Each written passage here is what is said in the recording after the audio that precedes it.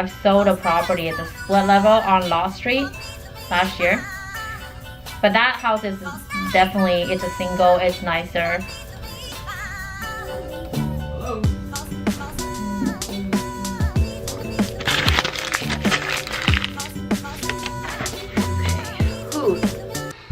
Hi guys, welcome back to my channel.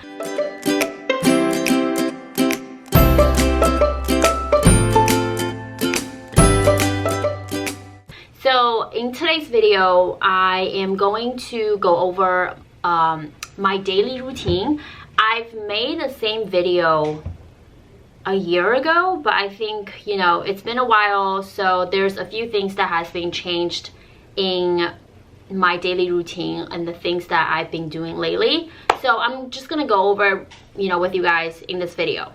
So the first thing that I do every morning, I've been waking up super early around like 6:30 every day. So that's when typically I wake up. Don't know if you guys can see it. Ooh. So I wake up 6:30, and from the time 6:30 to 7 o'clock, I usually do like stretching, or I do a 20 minutes workout real quick, you know, home workout with band, and or body weight workout, upper body, lower body with band, since we can no longer go to the gym anymore. So that's why I've been incorporated. And then I'll listen to some podcasts while I do stretching and workout from 6:30 to 7 o'clock. So from 7:30 to 8 o'clock is the time I usually already have my coffee made. And I'll use that 30 minutes to check my email. If there's anything emergency, I have to respond right away, or checking new listings on the market right now myself. And I'm working with a few investors who are looking for multi-unit or just good investment overall in certain zip codes. And myself is also looking for a rental property as well. So we set like a market watch on the MLS. So that's a few things that I have to check in that 30 minutes. And then from the time with 8 o'clock to 9 o'clock, I usually get ready, walk my dog, eat breakfast. It takes me 20 minutes to do my makeup. And usually when I do my makeup, I like to watch YouTube videos. There are a few recommendations I can give you guys. Is I always check on Meet Kevin's channel, Graham Stephan. I watch Valuetainment, and with podcasts, I listen to Dave Ramsey sometimes, and also Bigger Pockets podcast. Those are my go-to. And I also started to watch a few like Chinese YouTube videos too. There are a few really good ones that give you financial advice. One of the YouTubers, she is a CPA. So there are just a lot of good content on YouTube that I like to consume every day in the morning. So from the time between 9 o'clock to 9:30, I usually will already be in the office by then. My office doesn't open until 10, but I like to kind of get in early to set everything up.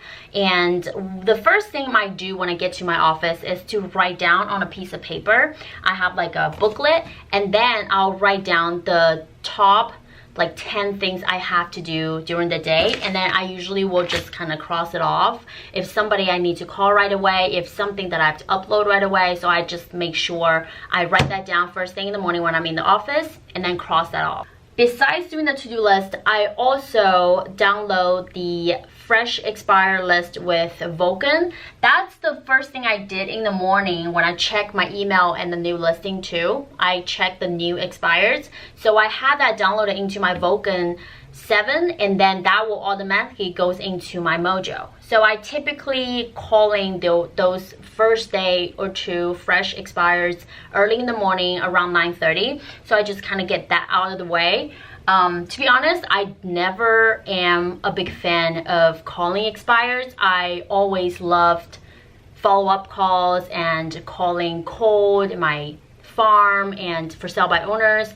I just find calling expires sometimes like I have to rush what I have to say. I have to say things that's different with any other realtors, because usually they get bombarded so much with, you know, agents who are calling them. The two tips with expires that I can give you guys is if you could call them as early as possible in the morning and try to be the first agent that they talk to, that would be great, because then that kind of sets you apart. Or you can focus more on a lot of the old expires, like 6-month-old or 8-month-old expires, and just prospecting on those. That sometimes will get you appointments as well.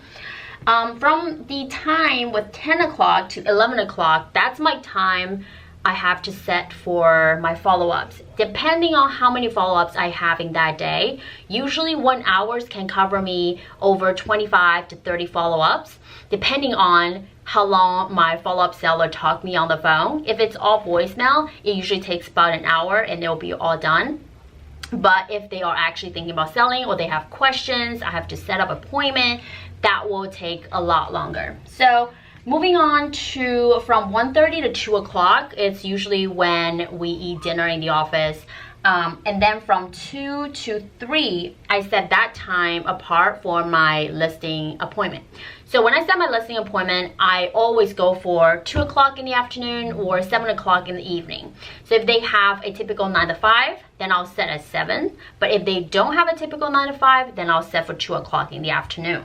So between the hour from 3:30, assuming I'm getting back from my listing appointment, to 6 o'clock, I went back to prospecting and farming. So I usually cold call from 4 hours to 5 hours a day. I'm still trying to do this as much as I can. I know it definitely is a lot challenging, especially when you have active listings or you're receiving offers and you're negotiating, you have a lot of admin work that you have to do. It's challenging, but the more cold call you are doing, it's gonna lead you towards a lot more follow-ups in the future, and it's gonna lead you to a lot more appointments, then it's gonna lead you into a lot more listings, and a lot more listings meaning a lot more commissions. So that's how I would do it. And then from 7 to 7:30, if I have listing appointment or showings, I'll go during that time. Oh, my motor is expired. Okay, so this, I know the schedule that I have so far is very listing driven. If for some of you guys who deal with buyers, you can simply switch the time for listing appointment into showings, and you might deduct a lot more times from prospecting into showing homes, because I know that's my more time costly, and you know, it takes more time and energy, which is why I recommend you guys to focus more on listing. But it is also, I know it's harder to get listings, especially you're new. Oh my God. Okay, so on Saturday, my office usually opens from 10 to 2 p.m. I will set a lot listing appointment usually on the weekend. If my seller can't meet during the weekdays, I'll go for 10 o'clock or 4 o'clock in the afternoon. Also, from Saturday to Sunday, sometimes for sale by owners do have open houses, and I like to do previews during that time period as well. So 10 o'clock usually listing appointment or preview. 12 to 2, I still try to get 2 hours of prospecting in, even during weekend. So 4 o'clock usually open house preview or listing appointment. And then after that, the whole afternoon is for myself. I could choose to film a YouTube video or edit my YouTube video. And last but not least, I do not work on Sundays unless I have listing appointment. Otherwise, I don't work on Sundays. I just like to take Sundays off, keep it to myself, you know, go to beach or go to a dog park or go hiking. I like to prepare what I have to do the next following week. I like to do meal prep, a lot of cleaning, laundry. So I do not work on Sundays. And if you guys ask me how many hours I have worked normally during a weekday, like the whole week, I calculated it's most likely between 45 hours to 50 hours a week. And to be fairly honest, I just don't even feel like working. Like most of the time, I'm drinking coffee, I'm drinking water, I'm sitting on the chair, I'm comfortable in an AC room. I don't have to go out when it's so hot or when it's snowing. So I'm really grateful of what I can do. And thank you so much, you guys, for watching this video. Be sure to comment fortune cookie down below, and I'll talk to you guys in the next one. Bye.